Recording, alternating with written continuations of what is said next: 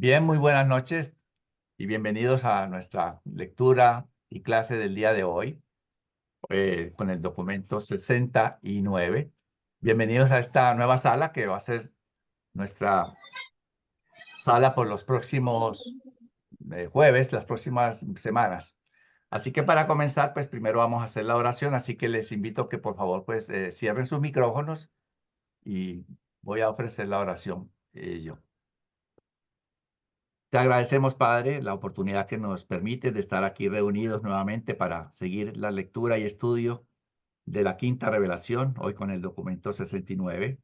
Pedimos tu guía para que ilumines nuestra mente y podamos aprender lo más que se pueda de estas verdades que son tan importantes para nuestra vida y que nos ayuden a transformarla, a crecer en la gracia y el conocimiento de tu palabra, de ese mensaje, de esa revelación que tú has dado ahora a la humanidad en estos tiempos. Esto lo pedimos, Padre, en el nombre de nuestro Hijo Creador, Micael de Nevadón. Amén. Amén. Bien, entonces vamos a dar inicio con el documento. Voy a compartir y los dejo con Flor. Bien. Documento 69. Las instituciones humanas primitivas.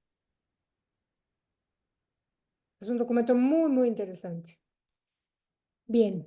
Emocionalmente, el hombre sobrepasa a sus antepasados animales en su capacidad de apreciar el humor, el arte y la religión.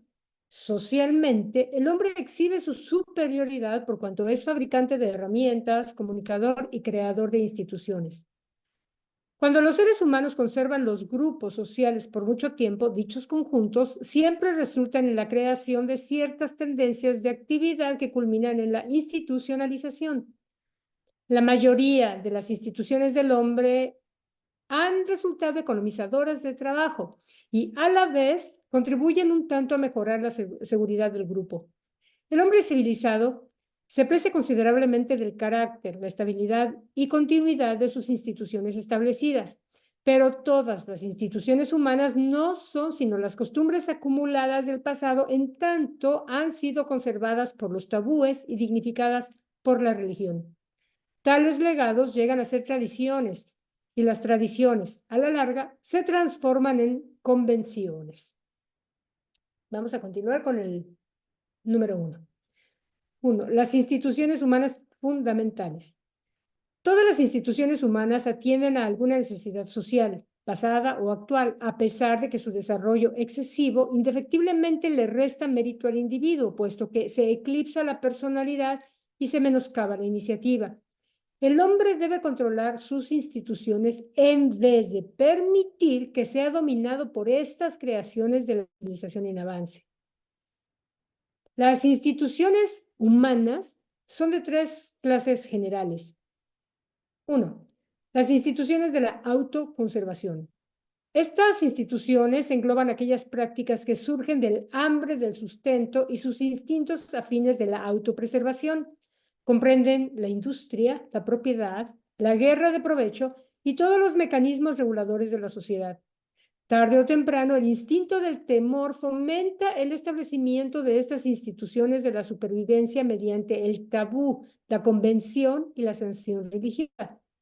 Pero el temor, la ignorancia y la superstición han desempeñado un papel prominente en la etapa inicial del origen y subsiguiente desarrollo de todas las instituciones humanas. 2. Las instituciones de la autoperpetuación. Estos son los establecimientos de la sociedad que surgen del deseo sexual, del instinto materno y de las emociones tiernas superiores de las razas. Engloban las salvaguardas sociales, el hogar y la escuela, de la vida familiar, la educación, la ética y la religión. Incluyen las costumbres matrimoniales, la guerra defensiva y la formación del hogar. 3. Las instituciones de la autogratificación. Estas son las prácticas que surgen de la propensión a la vanidad y de las emociones del orgullo. Comprenden las costumbres de la indumentaria y adorno personal, las usanzas sociales, la guerra por la gloria, el baile, la diversión, los juegos y otras fases de gratificación sensual. Pero en la civilización jamás han evolucionado instituciones distintivas de la autogratificación. Estos tres grupos de prácticas sociales están íntimamente interrelacionados y son minuciosamente interdependientes unos de otros. En Urantia representan una organización compleja que funciona como un solo mecanismo social. Y dejamos de compartir acá por si hay comentarios, algo que quieran decir. En realidad vamos a ver que muchas cosas creo que no han cambiado mucho, que digamos, pero bueno, ya vamos a verlo a lo largo del documento.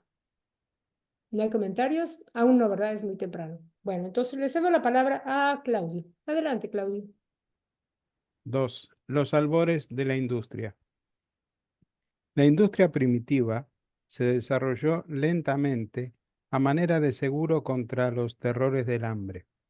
Al principio de su experiencia, el hombre fue aprendiendo de algunos animales a almacenar comida durante una cosecha abundante a los días de escasez. Antes de los albores de la frugalidad incipiente y la industria primitiva, la suerte de la tribu común fue de miseria y verdadero sufrimiento. El hombre primitivo tuvo que competir con todo el reino animal para sus alimentos. La gravedad de la competencia siempre arrastra al hombre a rebajarse al nivel de lo bestial. La pobreza es un estado natural y tiránico. La riqueza no es un don natural. Resulta del trabajo, la ciencia y la organización. El hombre primitivo no demoró en reconocer las ventajas de la asociación. La asociación condujo a la organización y el primer resultado de la organización fue la división del trabajo, con sus subsiguientes ahorro de tiempo y materiales. Estas especializaciones del trabajo surgieron de la adaptación a la presión, siguiendo los caminos de menor resistencia. Los salvajes primitivos nunca realizaron los trabajos con gusto ni de buen grado. Su conformidad se debió a la coacción de la necesidad. El hombre primitivo tuvo aversión al trabajo arduo y no se apresuraba a no ser que se confrontara con algún peligro grave. El elemento temporal del trabajo, el concepto de realizar una tarea dada dentro de cierto límite de tiempo, es una noción del todo moderna. Los antiguos nunca tuvieron prisa. A las razas del hombre primitivo que eran inactivas por naturaleza, las impulsó a las vías de la industria la doble exigencia de la intensa lucha por la existencia y los niveles de vida en constante avance. El trabajo, los esfuerzos del proyecto, distingue al hombre de las bestias, cuyos esfuerzos son en su mayoría instintivos. La necesidad del trabajo es la suprema bendición del hombre. Todo el séquito del príncipe trabajó, laboraron mucho por ennoblecer el trabajo físico en Urantia. Adán fue hortelano, el Dios de los hebreos trabajó, fue el creador y sostenedor de todo. Los hebreos fueron la primera tribu en dar mayor importancia a la industria. Fueron el primer pueblo en decretar que el que no trabaje no comerá. Pero muchas de las religiones del mundo revirtieron al ideal anterior de la sociedad. Júpiter fue un juerguista y Buda llegó a ser un reflexivo devoto del ocio. Las tribus Sangik fueron relativamente industriosas cuando residían fuera de las regiones tropicales. Sin embargo, hubo una dilatadísima lucha entre los perezosos devotos de la magia y los apóstoles del trabajo, los que ejercitaron la previsión. La primera previsión humana fue dirigida hacia la conservación del fuego, el agua y la comida. Pero el hombre primitivo fue un jugador nato. Una y otra vez quiso agenciarse algo a cambio de nada. Y muy a menudo, durante estos tiempos primitivos, se le atribuyeron los logros acumulados de la práctica de la paciencia a los amuletos, La magia tardó mucho en doblegarse ante la previsión, la abnegación y la industria. Bueno, dejo de compartir. Bueno, no sé si tienen algún comentario, alguna pregunta.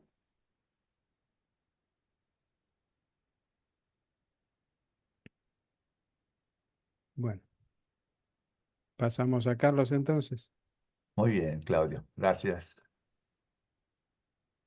Continuamos con el numeral 3. La especialización del trabajo. Al principio, las circunstancias naturales y luego las sociales determinaron las divisiones del trabajo en la sociedad primitiva. Los órdenes originales de la especialización del trabajo fueron, primero, la especialización basada en el sexo. Las labores de la mujer derivaron de la presencia selectiva del hijo. Las mujeres, por naturaleza, aman a los recién nacidos más que los hombres. Así la mujer se convirtió en trabajadora de rutina, en tanto que el hombre se convirtió en cazador y luchador, practicando marcados periodos de trabajo y descanso. A través de las edades, los tabúes han servido para mantener a la mujer estrictamente en su campo. El hombre, de forma muy egoísta, ha elegido el trabajo más ameno, dejando el arduo trabajo rutinario a la mujer. El hombre siempre se ha avergonzado de realizar las labores de la mujer y, sin embargo, la mujer jamás ha demostrado renuencia alguna al realizar las labores del hombre. Pero resulta extraño que tanto el hombre como la mujer siempre hayan colaborado en la construcción e instalación del hogar. Segundo, la modificación que resulta de la vejez y las enfermedades. Estas diferencias determinaron la siguiente división del trabajo. Pronto a los ancianos e inválidos los pusieron a trabajar fabricando herramientas y armas. Después se les asignó la construcción de obras de riego. Tercero, la diferenciación basada en la religión. Los curanderos fueron los primeros seres humanos en eximirse del arduo trabajo físico. Constituyeron la clase precursora de los profesionales. Los forjadores representaron un grupo reducido que compitió con los curanderos como magos. Sus conocimientos de la metalurgia hicieron que se les temiera. Los llamados forjadores blancos o estañeros y los forjadores negros o herreros dieron origen a las primitivas creencias en la magia blanca y negra. Con el tiempo, estas creencias llegaron a incidir en la superstición de los fantasmas buenos y malos, los espíritus buenos y malos. Los forjadores fueron el primer grupo no religioso en gozar de privilegios especiales. Se consideraron como neutrales durante la guerra y este ocio adicional los convirtió en la clase de los políticos de la sociedad primitiva. No obstante, a causa de crasos abusos de dichos privilegios, llegaron los forjadores a ser odiados universalmente, y no tardaron los curanderos en fomentar este odio hacia sus competidores. En esta primera contienda entre la ciencia y la religión, ganó la religión, la superstición. Tras haber sido echados de las aldeas, los forjadores mantuvieron las primeras posadas, albergues públicos, en los aledaños de los poblados. Cuarto, el amo y el esclavo. La siguiente diferenciación del trabajo surgió de las relaciones de los conquistadores con los conquistados, lo cual supuso el comienzo de la esclavitud humana. Quinto, la diferenciación basada en las diversas dotaciones físicas y mentales. Las diferencias inherentes a los hombres favorecieron las ulteriores divisiones del trabajo. No nacen iguales todos los seres humanos. Los primeros especialistas en la industria fueron los fabricantes de pedernales y los mamposteros. A estos dos les siguieron los forjadores. Posteriormente se desarrolló la especialización en grupos. Familias y clanes enteros se dedicaron a ciertos tipos de trabajo. El origen de una de las primeras castas sacerdotales, aparte de los curanderos tribales, se debió a la exaltación supersticiosa de una familia de expertos fabricantes de espadas. El primer grupo de especialistas en la industria fueron los exportadores de la sal gema y los alfareros. Las mujeres trabajaron la alfarería sencilla y los hombres la decorada. Las mujeres trabajaron la tejeduría y la costura entre algunas tribus y en otras los hombres realizaron estas labores. Los primeros comerciantes fueron mujeres. Se emplearon como espías, efectuando el comercio como actividad secundaria. Pronto se expandió el comercio. Las mujeres hicieron de intermediarias, corredoras. Luego surgió la clase mercante que cobraba una comisión, ganancias a cambio de sus servicios. El creciente trueque en grupo evolucionó en comercio. Tras el intercambio de productos básicos, surgió igualmente el intercambio de mano de obra especializada. ¿Tenemos algún comentario o pregunta de ver cómo, debido a ciertas circunstancias, pues se fueron originando los diferentes tipos de trabajo?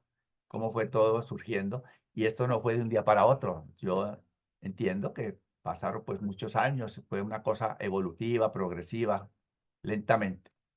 Hasta como estamos hoy en día, y no quiere decir que ya llegamos a la perfección, estamos en ese proceso. Adelante, Rafael. Sí, a mí me impresionó mucho el que las mujeres fueran usadas como espías y algunas se hicieran mercaderes, como que no contradice un poco la historia que uno ha escuchado siempre en libros y en cosas. Y, y una pena que después se haya reabierto. Bueno, sí, tengo entendido que inclusive eso se ha usado después. Tengo entendido que en la Segunda Guerra Mundial habían unas mujeres espías francesas. Eh, no sé, pero ya desde ese entonces se utilizaba la mujer, seguro como muchos la podían ver, los hombres que estaban configurando o diciendo cosas, no le hacían mucho caso a la mujer o la veían como algo muy inferior, pues hablaban y decían cosas delante de ellas, no se cuidaban y entonces ellas escuchaban y eran las perfectas para hacer ese trabajo, yo diría, ¿no? Delante de otro hombre extraño no iban a comentar cosas, pero delante de las mujeres hablaban como habla uno delante del perrito de la casa, que como uno sabe que el perrito no entiende, pues uno habla perfectamente. Y en esa época podía ser así igual. No se daban cuenta que allí no había un perrito, había un ser humano, una mujer, pero la veían de esa manera un poco desigual y pienso yo que esa podría ser una causa para que fueran utilizadas como espías. ¿Sí? ¿Algún otro comentario? Pues entonces continúo yo mismo, les va a tocar aguantarme de nuevo. Vamos con el número 4. Los comienzos del comercio de permuta. Tal como el matrimonio por contrato siguió al matrimonio por captura, asimismo el comercio por trueque siguió a la toma de posesión por la fuerza. Pero me dio un prolongado periodo de piratería entre los primeros ejercicios del trueque mudo y el posterior comercio por métodos modernos de canje. En un principio el trueque fue efectuado por trocadores armados que dejaban sus mercancías en un paraje neutral. Las mujeres realizaron los primeros mercados. Ellas fueron los primeros trocadores, lo cual se debió a que eran las portadoras de las cargas. Pues mira, esto importante, esto aquí, como ellas eran las que cargaban las cosas, pues por eso resultaron ser las primeras trocadoras. Los hombres fueron los guerreros. Al poco tiempo se desarrolló la mesa de trueques, un muro lo bastante ancho para impedir que los comerciantes se alcanzaran con armas. Se empleó un fetiche, algo como que los asustara, ¿no? Un fetiche para montar guardias sobre los depósitos de las mercaderías para el trueque mudo. Estas plazas eran seguras contra el hurto. No se quitaba nada a menos que fuera mediante la permuta o compra. Con un fetiche de guardia, siempre estaban a salvo las mercaderías. Los comerciantes anteriores fueron escrupulosamente honrados dentro de su tribu, pero consideraron que era correcto engañar a los extraños que venían de lejos. Incluso los hebreos primitivos reconocieron otro código de ética al tratar con los gentiles, ¿verdad? Como una doble moral. Con los míos actúo de una manera y con los extranjeros o extraños actúo de otra. El trueque mudo continuó durante muchísimo tiempo antes de que los hombres se encontraran desarmados en la sagrada plaza del mercado. Estas mismas plazas se convirtieron en los primeros sitios de santuario y en algunos países llegaron a conocerse por ciudades de refugio. Todo fugitivo que llegara a la plaza del mercado estaba sano y salvo del ataque. Los primeros pesos fueron los granos de trigo y otros cereales. El primer medio de permuta fue un pescado o una cabra. Después la vaca llegó a ser una unidad de trueque. La escritura moderna se originó en los primeros registros del comercio. La primera literatura del hombre fue un documento de promoción comercial, una publicidad de la sal. Gran parte de las guerras anteriores se libraron en pos de depósitos naturales, tales como el pedernal, la sal y los metales. El primer tratado formal entre tribus estuvo relacionado con la explotación en común de un depósito de sal. Estos lugares, acordados en los tratados, brindaron la oportunidad de intercambiar ideas y alternar con varias tribus en un marco amistoso y pacífico. La escritura progresó a través de las etapas del palo mensajero, los cordones anudados, la pictografía, los jeroglíficos y los cintos de cuerdas de concha, hasta los primeros alfabetos simbólicos. El envío de mensajes evolucionó desde las primitivas señales de humo hasta los correos pedestres y a lomo de bestias, ferrocarriles y aviones, así como el telégrafo, el teléfono y la comunicación inalámbrica. Los mercaderes antiguos transportaron nuevas ideas y mejores métodos por todo el mundo habitado. El comercio que se vinculaba con la aventura resultó en la exploración y el descubrimiento, y todo lo anterior dio a luz al transporte. El comercio ha sido el gran civilizador mediante la promoción de la fertilización intercultural. Entonces aquí hay una tablita que nos había preparado Marta para que ustedes en su casa pues la lean con información más pertinente a lo que acabamos de leer. Si hay algún comentario, bienvenido.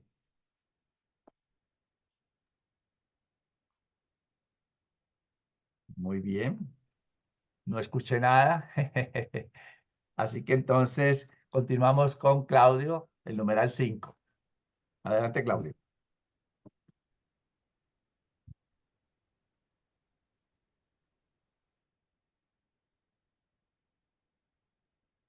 Los comienzos del capital. El capital es el trabajo aplicado a la manera de remuneración del presente a favor del futuro. Los ahorros representan una forma de seguro para la conservación y la supervivencia. El acaparamiento de los alimentos desarrolló el autodominio y creó los primeros problemas del capital y el trabajo.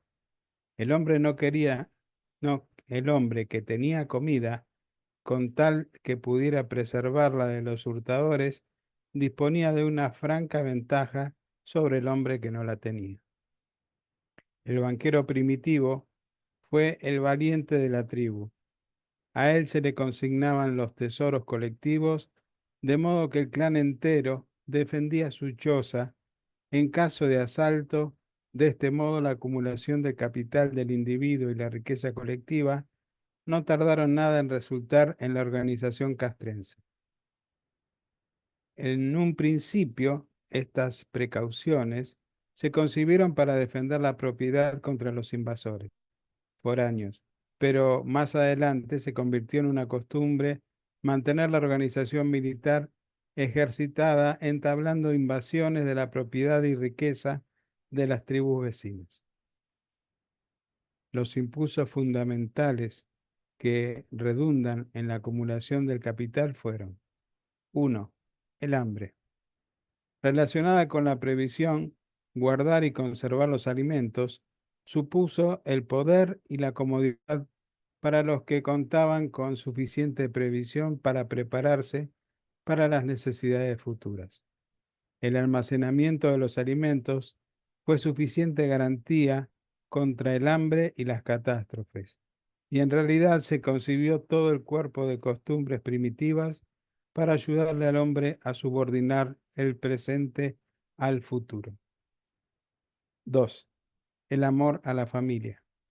El deseo de satisfacer sus necesidades, el capital representa el ahorro de la propiedad, a despecho de la presión de las necesidades del presente. A fin de asegurarse contra las exigencias del futuro, una parte de esta necesidad futura puede influir en la posterioridad de uno. 3. La vanidad. El anhelo de exhibir las acumulaciones de propiedad de uno, la ropa de sobra, figuró entre los primeros símbolos de la distinción. Desde el principio, y motivado por la vanidad, le llamó la atención al orgullo del hombre coleccionar objetos. 4. La posición. El afán de comprarse el prestigio social y político, pronto surgió una nobleza comercializada, la admisión a la cual desprendió de la ejecución de algún servicio especial prestado a la realeza o se confirió sencillamente a cambio de dinero. 5. El poder. El ansia de ser amo. El prestar tesoros fue un medio de esclavitud, siendo la tasa de préstamo del 100% anual en estos tiempos antiguos. Los prestamistas se convirtieron en reyes, formando un ejército permanente de deudores. Los siervos esclavos fueron de la primera forma de propiedad en acumularse, y en lo antiguo la esclavitud se extendió incluso al control del cuerpo después de la muerte. 6. El temor a los fantasmas de los difuntos. Cuotas pagadas a los sacerdotes por protección. El hombre no tardó en obsequiar sus efectos a los sacerdotes con miras a la utilización de su propiedad para facilitar su progreso en la próxima vida. Los sacerdocios, de este modo, llegaron a ser muy ricos. Fueron los principales entre los capitalistas antiguos. El impulso sexual, 7. El deseo de comprar una o más mujeres. La primera forma de comercio del hombre fue el canje de las mujeres. Este precedió por mucho tiempo al trocamiento de caballos. Pero la permuta de esclavos del sexo jamás hizo que avanzara la sociedad.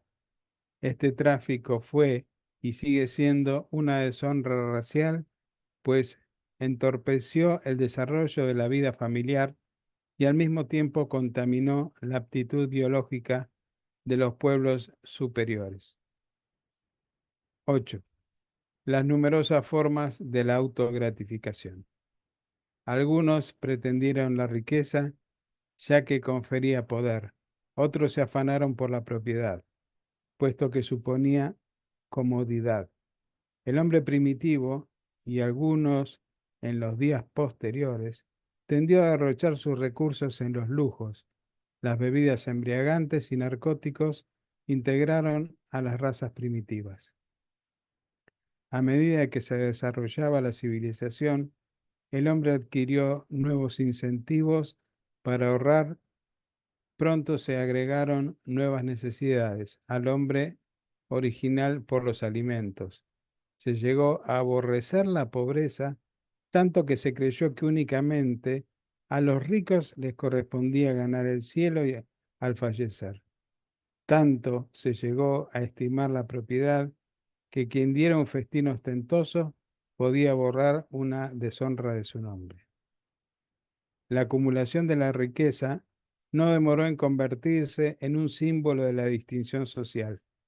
Los individuos de ciertas tribus acumulaban propiedades durante muchos años, solo para causar impresión, quemándolas en algún día feriado o repartiéndolas gratuitamente entre sus compañeros de la tribu.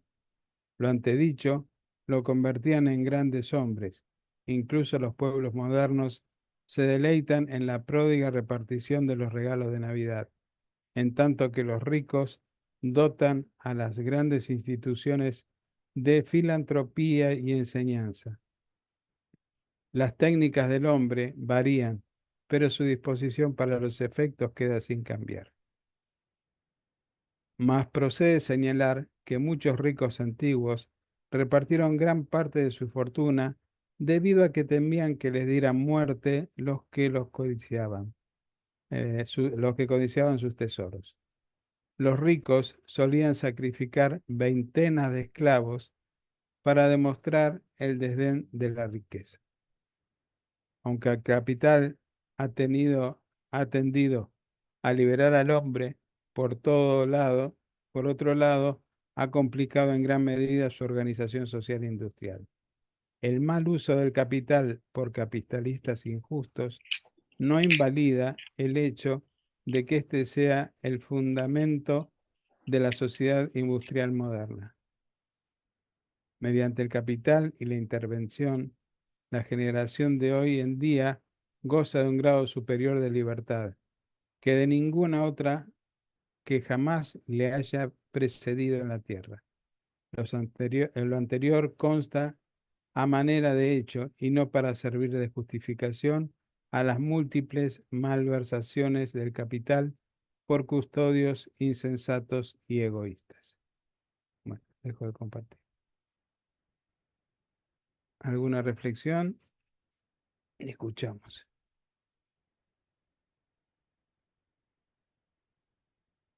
Está todo muy claro, parece. Está perfectamente claro. Sí, sí. Es Pero que sí, o sea, me en realidad encanta. se mezcla lo antiguo con lo actual, ¿no? O sea, entonces, todo ese tipo de cosas que sucedía muchas veces hoy en día suceden, ¿no?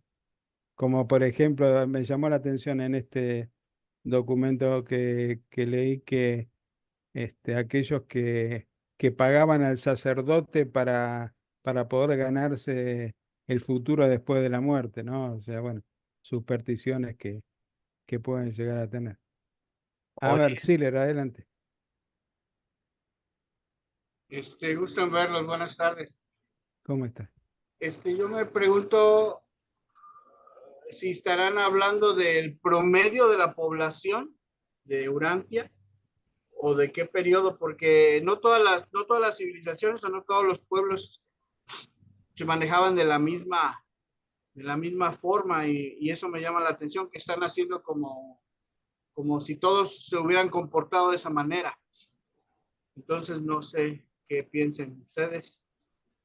Entonces, no sé si se agarraron un promedio y sobre eso están dando esa interpretación, ¿no? De cómo evolucionó la humanidad, pero no todos los pueblos fue así. No sé si estén Bueno, de acuerdo. Y también de qué periodo estarán hablando, porque no lo dice con exactitud qué periodo es. Gracias.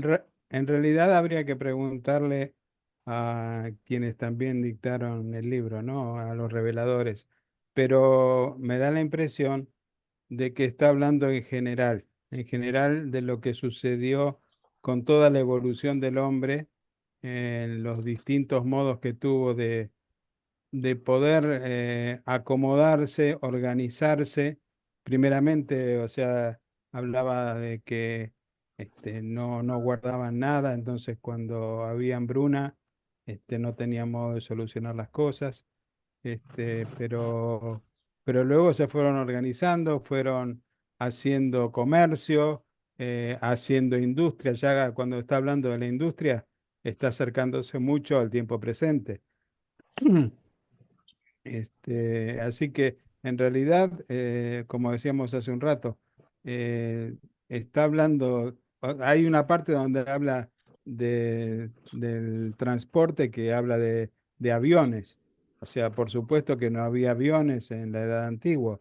O sea, está mezclando lo que es todo el tiempo de la humanidad, todo digamos, el desenvolvimiento que pudo llegar a tener el hombre a lo largo de los tiempos. No sé si fui claro. Están mencionando todos los puntos más destacados, ¿no? De la generalidad de toda la humanidad en ese proceso de Seguramente desarrollo, que ¿no? sí. O de evolución. Seguramente que sí, sí. Sí, sí, o Gracias. sea, así lo hicieron los reveladores, Octavio. Ana Isabel. Hola, buenas noches para todos. Sí, está bastante claro, ¿no? Y nos podemos identificar en tantas cosas que creo que eso no nos complica. Pero hay acá una media frase que no entiendo qué es lo que quiere decir. Es en el punto 5, cuando habla del poder y que está hablando también de los esclavos. Dice que la esclavitud se extendió incluso al control del cuerpo después de la muerte. No entiendo. Sí puedo entender que de un esclavo también tomaban propiedad sobre sus descendientes, sus hijos y todo, pero el Yo control entiendo del eso. cuerpo después de la muerte, eso, ¿qué te parece que es de los hijos también? Yo entiendo eso, Ana Isabel. No sé si Flor, Carlos, opinan diferente. Yo entendí eso, ¿eh? O Ok. sea, justamente que tenías posesión del esclavo, pero toda su descendencia también era de tu posesión. Ah, Sí, sí puede ser eso, aunque sí, yo siempre pensaba que era el hecho de que el amo disponía de ese cadáver como él quería, si lo quemaba, si se lo tiraba a las bestias, si lo enterraba, porque también. al fin y al cabo también era de él, así estuviera muerto. Pero lo que ustedes dicen ahora de la descendencia, pues me tiene también como más sentido en cierta forma, porque el que nacía esclavo, de padres esclavos, pues ya sí era esclavo en sí. Sí, Sí, y aunque la persona hubiera fallecido, a los nietos también iban a ser sí, esclavos y todo. es Está bien, correcto, sí. gracias. Sí, bien. Sí, yo Bueno, también creo, como acaban de decir, que están narrándonos lo que es un proceso pasando por diferentes etapas y claro, haciendo, poniendo como relevante los puntos que fueron más interesantes para poder entender el comportamiento general. Definitivamente no fue en todos los pueblos el mismo tipo de circunstancias, pero bueno, al menos nos da una idea de cómo se fue desarrollando con sus cosas adecuadas y con sus cosas demasiado raras, ¿no? Y ese tema de los esclavos me llamó muchísimo la atención porque es increíble, bueno, claro, bajo el marco de referencia que tenían allá, pues si podían pensar que podían comprar un espacio para la eternidad, pues no había mucha diferencia en pensar que podían también mantener el cuerpo del esclavo como ya muerto, ¿no? O sea, son modos de pensamiento que eventualmente pues se van cambiando y ahora gracias a la revelación pues ya sabemos que nada de eso es real, pero bueno, así trascendió, en su momento lo creyeron y es parte de la evolución, ¿no? Del proceso evolucionario para llegar a una madurez mental y de conceptos, ¿no? Es así muy es. interesante saber todos estos detalles. Bueno, Sí. vamos al siguiente. Si no hay más preguntas, Adelante, Flor, entonces. ya, Carlitos. 6. El fuego con relación a la civilización. La sociedad primitiva, con sus 4 divisiones, industrial, reguladora, religiosa y militar, surgió de la instrumentalidad del fuego, los animales, los esclavos y la propiedad. El encendido del fuego, de un solo salto, separó al hombre del animal para siempre. Constituye el invento o descubrimiento humano fundamental. El fuego permitió que el hombre permaneciera en el suelo por la noche, ya que todos los animales lo temen. El fuego fomentó el trato social al atardecer. No solo resguardaba del frío y de las bestias feroces, sino que también servía de protección contra los fantasmas. En un principio se utilizó más para alumbrar que para calentar. Muchas tribus atrasadas se niegan a dormir a menos que arda una llama por toda la noche. El fuego fue el gran civilizador, dotando al hombre del primer medio por el cual podría ser altruista sin perder nada, pues le permitió regalar brasas candentes a un vecino sin privarse a sí mismo.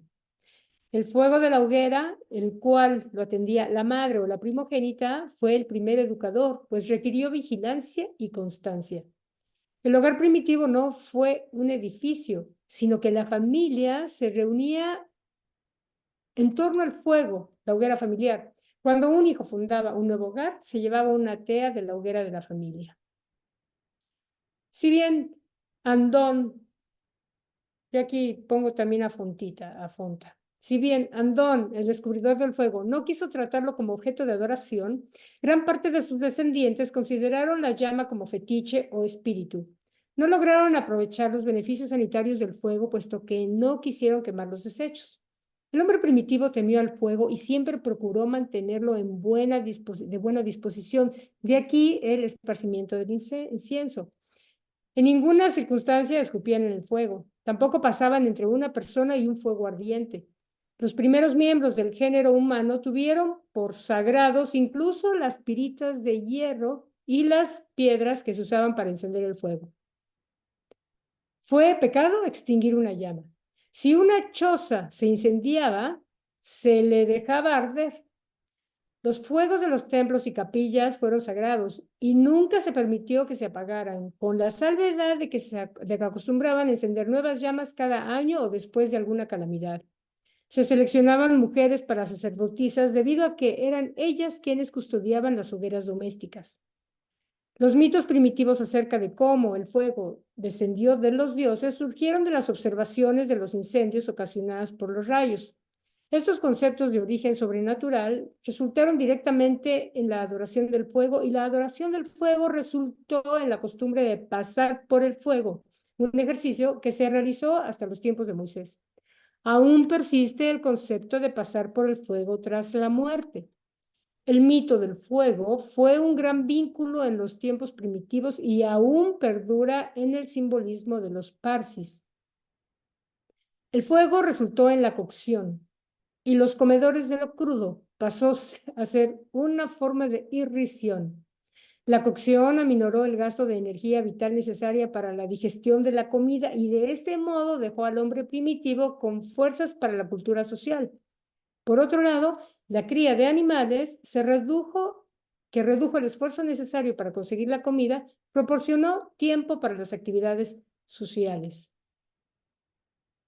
Conviene tener presente que el fuego abrió las puertas de la metalurgia y resultó en el descubrimiento subsiguiente de la energía de vapor y los aprovechamientos actuales de la electricidad. Es bien interesante ese punto, creo yo. Y siempre hago el punto sobre Fonta porque fue en realidad entre los dos cuando Fonta, recuerdan que trajo un nido seco que logró que la chispita que estaba tratando de hacer Andón diera el resultado y que saliera el fuego, ¿no? Por eso siempre hago la aclaración. ¿Alguna pregunta, alguna duda, alguna inquietud? Parece que no. En realidad está bastante claro entender este tipo de detalles que forman parte del proceso evolucionario de nuestra humanidad. Bueno, adelante, cedo el micrófono a Claudia. Adelante, Claudia. Ahí va.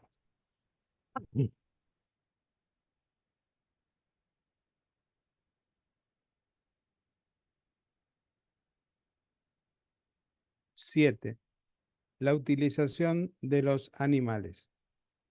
Al principio, todo el reino animal fue enemigo del hombre. Los seres humanos tuvieron que aprender a protegerse de las bestias. Primero el hombre se comió a los animales, pero después aprendió a domesticarlos y a hacer que le sirvieran. La domesticación de los animales se produjo por casualidad. El salvaje cazó las manadas de forma muy parecida a como los indios norteamericanos cazaron el bisonte. Rodeando la manada, pudieron dominar a los animales y así matarlos según sus necesidades alimenticias. Más adelante, se construyeron los corrales y se capturaron manadas enteras. Resultó fácil domar algunos animales, pero al igual que el elefante, gran parte de ellos no se reproducía en cautiverio. Es más, se llegó a descubrir que ciertas especies de animales se sometían a la presencia del hombre y que sí se reproducían en cautiverio.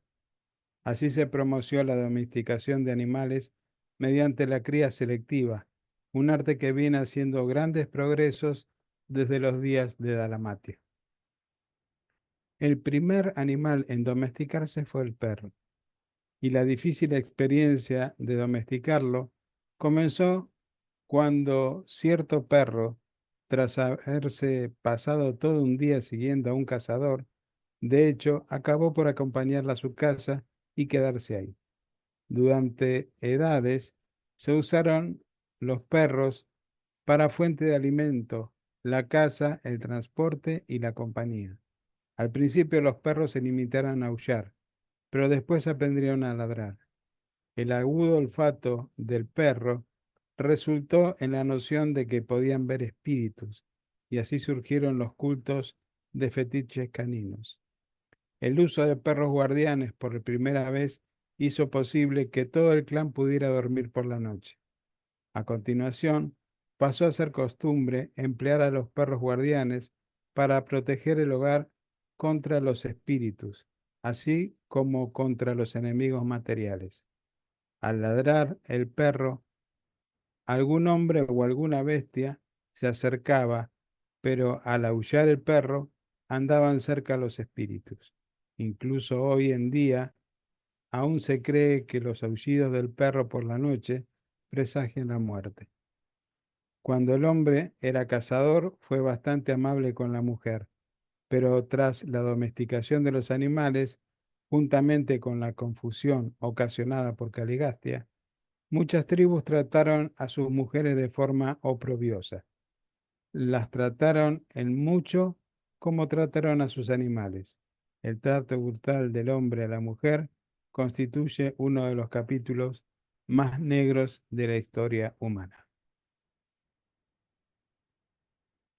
Bueno,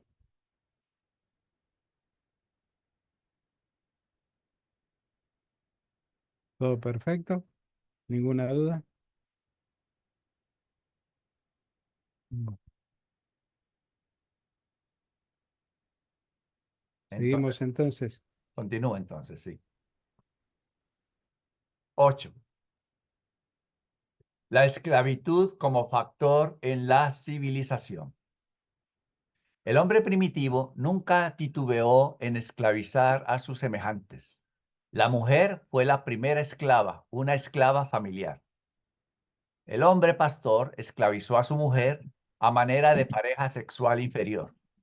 Este tipo de esclavitud sexual nació directamente del hecho de que el hombre dependiera menos de la mujer. No hace mucho tiempo que la esclavitud fue la suerte de los prisioneros de guerra, que se negaron a aceptar la religión del conquistador. Anteriormente los prisioneros o se comían, se mataban torturados, se ponían a luchar entre sí, se sacrificaban a los espíritus o bien se esclavizaban. La esclavitud fue un gran adelanto sobre la masacre y el canibalismo. Claro, era preferible que lo esclavizaran a uno y no que se lo comieran o lo mataran torturado, etc. La esclavitud fue un paso hacia adelante en cuanto al trato misericordioso de los prisioneros de guerra. La emboscada a Jai, con la matanza al por mayor de hombres y mujeres y niños, en la cual se le perdonó la vida solo al rey para complacerle la vanidad al conquistador, es un cuadro fidedigno de las salvajes matanzas que practicaron hasta los pueblos presuntamente más civilizados. Entonces, si quiere alguien saber más sobre la emboscada de Jai y de qué se trató eso, pues en la Biblia está en el libro de Josué, capítulos 7 y 8. También nos pone este otro ejemplo. El asalto a Og, el rey de Basán, fue igual de brutal y efectivo. Eso también lo pueden encontrar en Deuteronomio, capítulo 3. Los hebreos destruyeron por completo, y mire, está entre comillas, porque esa era parte de la orden, destruyan por completo a sus enemigos, apoderándose de toda su propiedad como botín. A todas las ciudades se les impusieron tributos, so pena de la destrucción de todo varón. Sin embargo, hace mucho tiempo, habían comenzado a practicar la adopción de los cautivos superiores por aquellas tribus contemporáneas que tenían menos egoísmo tribal. El cazador, así como el hombre rojo americano, a sus cautivos no los sometió a la esclavitud, los adoptaba o los mataba. La esclavitud no predominó en los pueblos pastores, pues requerían poca mano de obra. En la guerra, los pastores solían practicar la eliminación de todos los cautivos varones y la toma de las mujeres y niños como esclavos. El Código de Moisés contenía prescripciones específicas para la conversión de estas cautivas en esposas. De no ser satisfactorias, se podrían despedir, pero a los hebreos no se les permitió vender a estas consortes rechazadas como esclavas, lo cual constituyó un adelanto de la civilización. Aunque las normas sociales de los hebreos fueron toscas, sí fueron muy superiores a las de las tribus circundantes. Los pastores fueron los primeros capitalistas. Sus rebaños representaron el capital. Vivieron de los intereses, los incrementos naturales. Fueron renuentes a encomendar la custodia de esta riqueza a los esclavos o a las mujeres. Pero después tomaron varones cautivos y los obligaron a cultivar el suelo. Este es el origen de la servidumbre, el hombre amarrado a la tierra. A los africanos se les pudo enseñar fácilmente a labrar el suelo. Por consiguiente, llegaron a ser la gran raza esclava. La esclavitud fue un eslabón indispensable en la cadena de la civilización humana. Fue el puente por el cual la sociedad pasó del caos y la indolencia al orden y las actividades civilizadas. Obligó a los pueblos atrasados y perezosos a trabajar y así proporcionar la riqueza y tiempo libre para el progreso social de sus superiores. La institución de la esclavitud obligó al hombre a inventar el mecanismo regulador de la sociedad primitiva, dio origen a los principios de gobierno.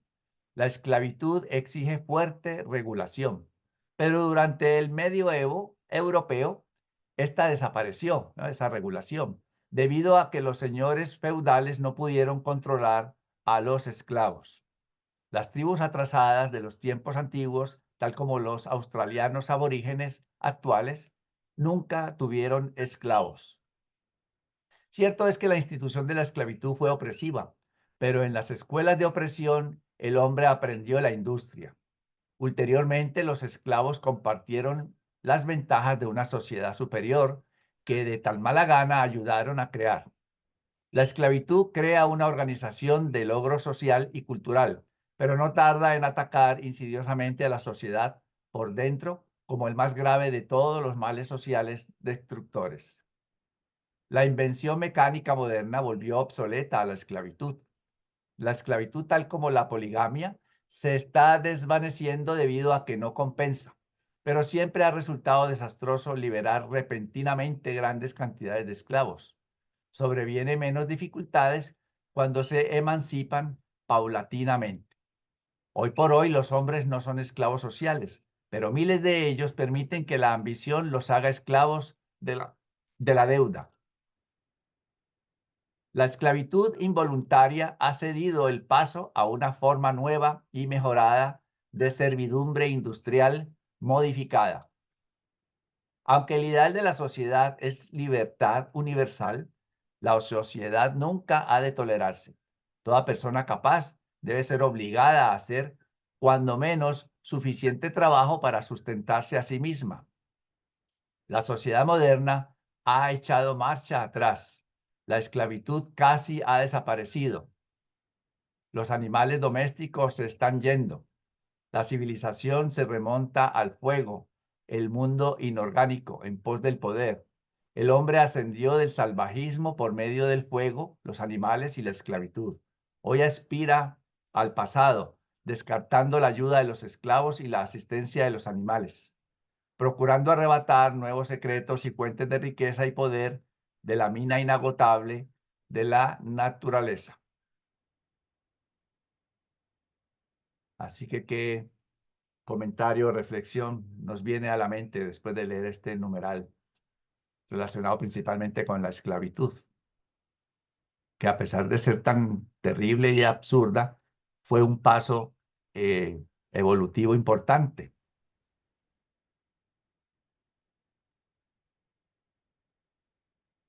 Bueno, parece que estamos todos esclavos del silencio.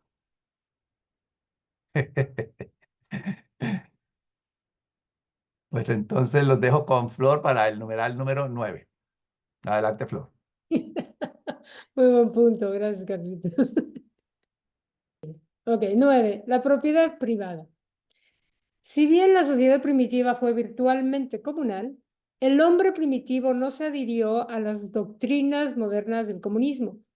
El comunismo de estos tiempos primitivos no fue una mera teoría o doctrina social, fue una sencilla y práctica adaptación automática. El comunismo impidió el pauperismo y la indigencia. La mendicidad y la prostitución eran casi desconocidas entre las tribus antiguas. Y aquí nos dejó Martita dos definiciones de lo que es una del comunismo y otra lo que es el pauperismo para que lo tengan en cuenta. Bien, continuamos. El comunismo primitivo no niveló mayormente a los hombres, tampoco exaltó la mediocridad, pero sí valoró la inactividad y la ociosidad y reprimió la industria y destruyó la ambición. El comunismo fue el andamiaje imprescindible para la edificación de la sociedad primitiva, pero se dio el paso a la evolución de un orden social superior, ya que contrariaba 4 fuertes proclividades humanas. La primera, la familia. El hombre no solamente anhela acumular propiedades, sino que desea legar sus bienes de equipo a sus descendientes. Pero en la sociedad comunal primitiva, el capital que un hombre dejaba a su muerte era consumido inmediatamente o bien se repartía entre los miembros del grupo. La propiedad no se heredaba. El impuesto sobre la herencia era del 100%. Las costumbres posteriores de acumular capitales y heredar propiedades representaron un progreso social indudable. Y esto es cierto a pesar de los grandes abusos posteriores que han acompañado al mal uso del capital. Segundo, las tendencias religiosas. El hombre primitivo también quiso ahorrar la propiedad como núcleo para iniciar la vida en la próxima existencia.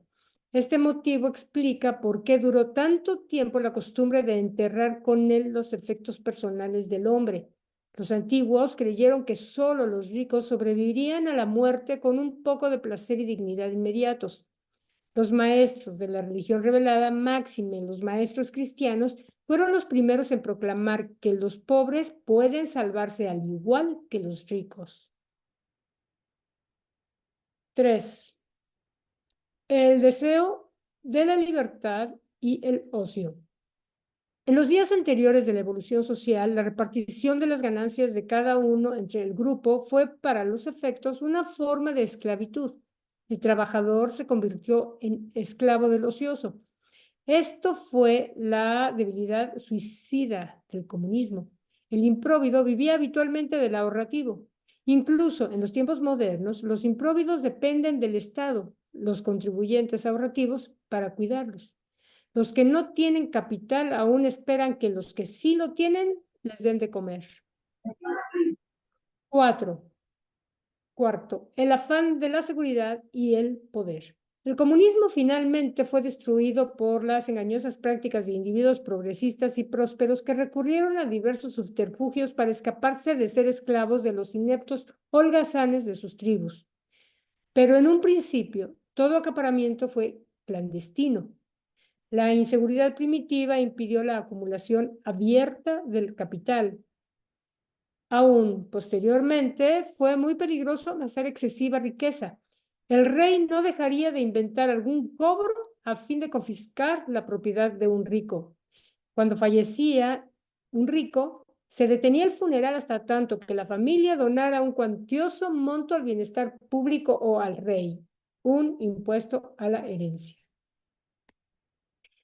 En los tiempos más remotos, las mujeres fueron la propiedad de la comunidad y la madre dominó la familia. Los caciques primitivos fueron dueños de todas las tierras y propietarios de todas las mujeres. Para el matrimonio se requirió la anuencia del soberano de la tribu. Con la desaparición del comunismo, a las mujeres se les tenía bajo custodia individualmente y el padre gradualmente fue asumiendo el mando doméstico. Así tuvo lugar su comienzo. Las costumbres polígamas que imperaban gradualmente fueron desplazadas por la monogamia. La poligamia es la supervivencia del elemento de la esclavitud femenina en el matrimonio. La monogamia es el ideal libre de la esclavitud, de la unión sin par de un hombre con una mujer en la exquisita empresa de la formación del hogar, la crianza de la prole, la cultura mutua y el automejoramiento. Originalmente, toda propiedad de las herramientas y las armas inclusive fue posesión común de la tribu. La propiedad privada, al principio, consistió en todo lo que una persona tocara. Si un extraño bebía de una taza, la taza desde este momento en adelante pasaría a ser suya. Después, el sitio donde se derramara sangre se convertiría en la propiedad del herido o de su grupo. Así se respetó primitivamente la propiedad privada porque se creía que estaba cargada de alguna parte de la personalidad del propietario. La honestidad con la propiedad quedó a salvo merced a este tipo de superstición. No hizo falta ninguna policía para proteger los efectos personales. No existió el robo dentro de los grupos, bien que no titubeó el hombre en apropiarse de los bienes de otras tribus. Las relaciones con la propiedad no llegaron como a su fin con la muerte. Al principio se quemaron todos los efectos personales. Luego se enterraron con el difunto y después los heredó la familia superviviente o la tribu. Se originó el tipo ornamental de efectos personales en el uso de los amuletos. La vanidad, junto con el temor de los fantasmas, motivó al hombre primitivo para resistir a todo intento de despojarse de sus amuletos predilectos, valorizándose estas propiedades por encima de las necesidades. El espacio para dormir figuró entre las primeras propiedades del hombre. Con el tiempo, los emplazamientos del hogar fueron asignados por los caciques de la tribu, quienes tuvieron en consignación todos los bienes raíces del grupo. Enseguida, el lugar de la fogata confirió la propiedad doméstica y más adelante un pozo de agua constituyó el título formal del terreno adyacente. Los abrevaderos y pozos fueron de las primeras posesiones privadas. Se utilizó toda práctica de los fetiches para proteger los abrevaderos, los pozos, los árboles, los cultivos y las colmenas de miel. Tras la desaparición de la fe en los fetiches, las leyes evolucionaron para proteger los efectos privados, pero las leyes de la casa, el derecho de cazar, precedieron a las leyes inmobiliarias por mucho tiempo. El hombre rojo americano nunca entendió el concepto de la propiedad privada de las tierras. No pudo comprender el punto de vista del hombre blanco. Primitivamente, la propiedad privada quedó marcada por la insignia familiar, lo cual originó los escudos familiares. También se podría consignar los bienes raíces a la custodia de los espíritus. Los sacerdotes consagrarían un terreno y luego lo encomendarían al amparo de los tabúes mágicos que se erigían sobre él. Se decía que los propietarios de dichos terrenos tenían escritura de propiedad sacerdotal. Los hebreos tuvieron gran respeto por los hitos familiares. Maldito sea el que mueva el lindero de su prójimo. Estas señales de piedra llevaban las iniciales del sacerdote. Incluso los árboles, si se hallaban con iniciales, se convertían en propiedad privada. Primitivamente, solo los cultivos fueron privados, pero las cosechas posteriores conferían el título de propiedad. De este modo, la agricultura fue la génesis de la propiedad privada de la tierra. En un principio, a los individuos se les otorgó únicamente la tenencia vitalicia. Al fallecer, revertía a la tribu.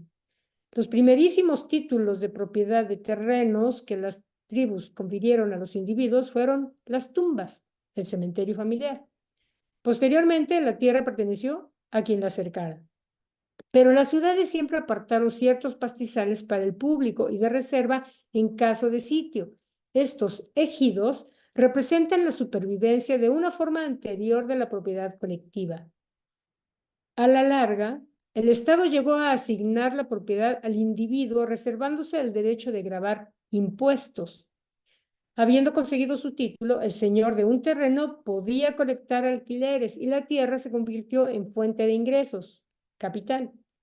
Finalmente, la tierra pasó a ser verdaderamente negociable por compraventas, traspasos, hipotecas y ejecuciones hipotecarias. La propiedad privada trajo consigo más libertad y estabilidad. No obstante, a la propiedad privada de la tierra no se le confirió el aval social hasta después de fracasar el control y la dirección comunales, y pronto fue seguida por una sucesión de esclavos, siervos y clases sin tierras. Sin embargo, la maquinaria gradualmente va liberando al hombre del arduo trabajo de esclavo. El derecho de la propiedad no es absoluto, es puramente social, pero todo gobierno, ley, orden, derechos civiles, libertades sociales, convenciones, paz y felicidad, tal como ahora los disfrutan los pueblos modernos, han surgido en torno a la propiedad privada de los bienes. El orden social presente no es forzosamente correcto, no es ni divino ni sagrado, pero la humanidad hará bien en instituir los cambios en forma lenta.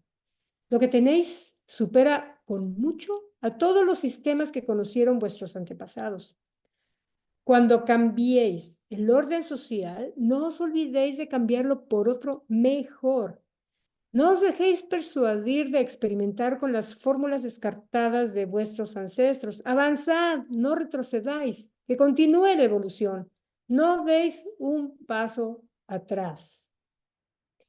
Este documento fue presentado por Melquisedec de Nevadón y aquí Martita nos puso estas dos imágenes. Es un poco lo que tenemos hoy en día y, bueno, nuestro destino, lo que tenemos hoy en la actualidad es bueno. En realidad el avance científico y tecnológico es bastante bueno. Lo que nos falta es lograr un balance entre el avance espiritual de valores, de comportamiento del individuo, de conciencia, a la par con ese avance de la tecnología, porque si no avanzan ambos a la par, la tecnología puede ser usada de una forma que no necesariamente va a dar un avance en otros aspectos. Entonces es algo en lo que hoy en día tenemos que poner mucho cuidado, bastante cuidado, creo yo.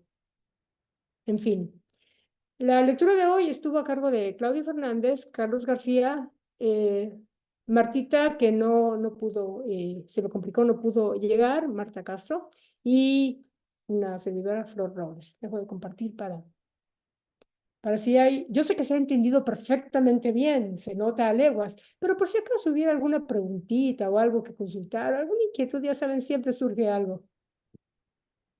Si es que surge, porque parece que hoy andamos de, nuestra propiedad es el silencio el día de hoy, ¿no? Quedó muy claro, excelente. Qué bueno, en realidad es fácil, o sea, es nada más conocer lo que sucedió antes, pero claro, el conocer lo que sucedió antes nos da pie para saber en dónde estamos ahora. Sí puedo decir que hemos sido un poquito salvajes. O sea, la crueldad ha sido como una marca de distinción no en todo, aclaro, no en todos los pueblos exactamente, pero si hacemos un promedio, la verdad es que la crueldad ha sido una marca de distinción. Adelante, Isabel, bienvenida. Bueno, ya te Hola, había dicho bienvenida. sí, quería yo, bueno, hacer un comentario. Esto fue, y pregunta también, esto fue a partir de la rebelión de Lucifer, de la caída de nuestro príncipe planetario, o sea que hubo un retraso, por lo que comentaron en una parte, que a la mujer, pues, mientras el hombre era cazador, tenía a la mujer con cierto, consideración en su vida, y después sí dijeron algo sobre la rebelión, que hubo un retraso, ¿no? Aún así avanzamos, pero esa fue una pauta que hizo que seamos, o sea, salvajes, más salvajes, que no sigue, no, o sea, porque hasta la fecha, ¿no? Todavía hay esclavos, o sea, todavía existe esto, pues bajo el agua, ¿no? Es algo muy bajo, pero quería Sí, yo hacer esa pregunta. en realidad, bueno, nos está narrando ciertas formas de acomodo desde las épocas primitivas, ¿no? Cómo las sociedades o las tribus o los clanes van poco a poco ajustando sus relaciones personales y sus relaciones de grupo para lograr un cierto grado de organización. Y sobre la marcha, bueno, pues va habiendo ganadores y perdedores, ¿no? Como siempre, la mujer, por ejemplo, las características de la mujer que nos narran, de que la mujer era muy dada por el amor al bebé, era muy dada a quedarse un poquito atrás. Inclusive hay una parte donde dice que la mujer era un poquito bestia de carga y además que solía poder vivir en un medio de agresiones sin reclamar o sin regresarla, ¿no? O simplemente adaptándose. Y creo que hasta la fecha, si nos ponemos a ver, yo creo que hay un gran número de mujeres que aceptan muchas cosas solamente por llevar la fiesta en paz o porque están los hijos de por medio o por mantener el hogar. Y eso ha sido a lo largo de la historia. Y creo que eso es hasta que hay una mejor conciencia de la compatibilidad de ambos sexos para cada uno aportar lo suyo al equipo, a la unidad, entonces se van a mejorar mucho esas relaciones. Ahora, sí es cierto que nos están narrando cómo se fueron acomodando las cosas. Obviamente, todo venía bajo un proceso, llega la primera administración, pudo haber mejorado todo. Al fallar esa primera administración, obviamente ese progreso que venía dándose, pues se revirtió. Hubo avance, pero no el avance en la plenitud de lo que se esperaba que pudiera avanzar y posteriormente Adán y Eva, pues otro detalle más que también pudo haber ayudado muchísimo en todos los ámbitos de la vida social. O sea, no es solamente en la parte social o en la parte genética o en la parte económica o material de la vida, sino también la parte espiritual, que ya sabes, cuando hay valores, cuando hay esa parte espiritual que no está todavía totalmente cimentada, pues las prácticas entre los seres humanos no son tan éticas a veces o no van en pos de un progreso, ¿no? Y de la unión. Entonces, pues sí, se afectó bastante, pero es parte del proceso evolucionario que, bueno, nos tocó vivir en nuestro planeta. No, y aún así hemos seguido evolucionando. O sea, hemos Gracias. avanzado, claro, y vamos a seguir avanzando, y el mundo va a llegar a luz y vida, no hay duda. Sí, Sí. eso es cierto. Gracias, Isabel. Gracias, Flor. Gracias. Luego siguió Liliana, ¿verdad? Liliana, adelante. Buenas noches a todos. ¿Me escuchan bien ahí? Sí, perfecto. No, era para corroborar lo de que para mí siempre ha sido como una incógnita muy grande el hecho de la crueldad. ¿Será que en todas partes, o sea, no sé, esto no es pregunta ni nada, es como algo que quiero decir, me aterra la crueldad.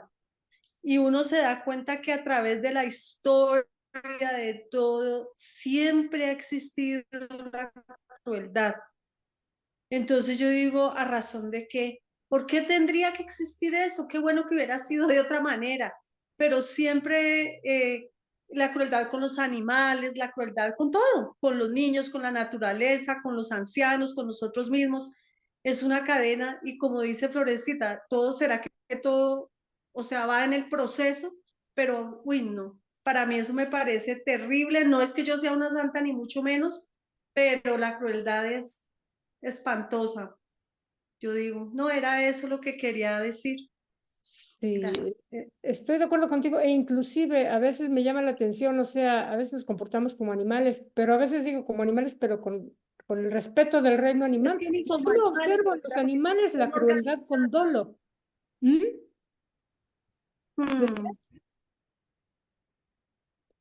Sí, yo no observo en los animales cuando se pelean porque hay una razón, porque están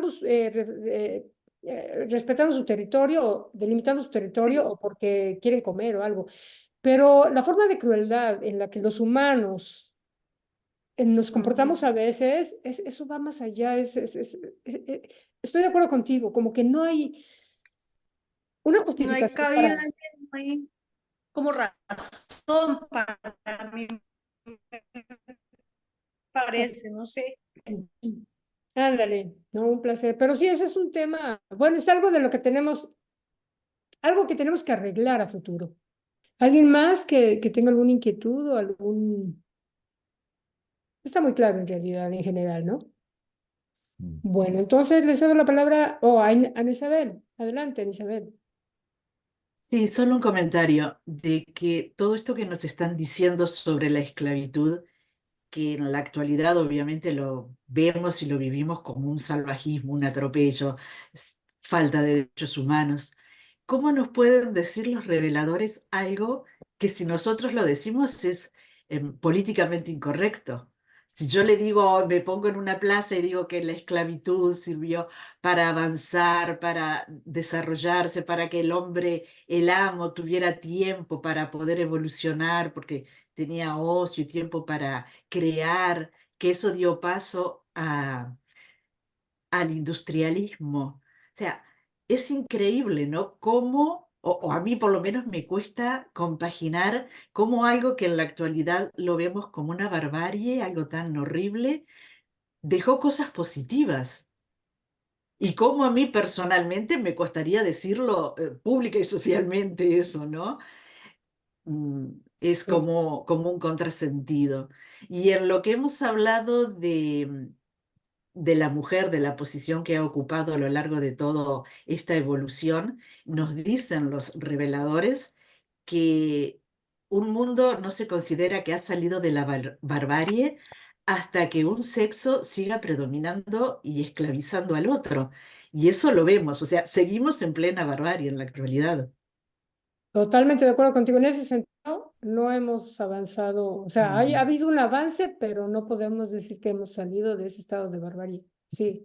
Y estoy de acuerdo contigo también en lo que dices de la esclavitud. De hecho, los reveladores hacen un comentario sobre la guerra, que a nosotros nos parece Sí. absurdo, una guerra.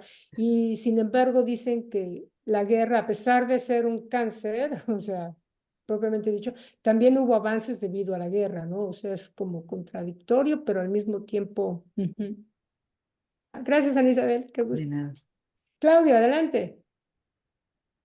Bueno, yo lo que quería hacer un comentario respecto a lo que dice todo el documento, especialmente en la conclusión, donde habla sobre el capitalismo, las ventajas que trajo, el avance que trajo el capitalismo, a pesar de que hubo excesos. O sea, cuando el capitalismo fue mal utilizado, bueno, sucedió lo que hablábamos recién de las esclavitudes y otras cosas que, o sea, abusaban del resto de la gente. Pero en general, ¿sí? O sea, nuestro avance en el sentido de poder vivir un poco mejor, ¿sí? Poco más cómodos, es también gracias al capitalismo. Eso nada más era. Gracias. Gracias, Claudio. Sí, sí, sí, es una forma de acomodo. Poco a poco iremos progresando, ¿no? Y avanzando mejor. Pero se necesita la conciencia para aplicar el aprendizaje sobre lo que fue nuestra historia, nuestro proceso, y entender dónde estamos ahora y hacia dónde tenemos que ir. Bueno, si no hay más comentarios, cedo el micrófono a Carlitos. Adelante, Carlitos. Gracias, Flor. Bueno, pues entonces hemos terminado por esta noche nuestra sesión. Invitados cordialmente para el próximo jueves por este mismo canal, como dicen por allí, esta misma sala. Y denle una leidita con anterioridad al próximo documento, que es el número 70. Y aquí los esperamos entonces. Feliz fin de semana y hasta pronto. Gracias.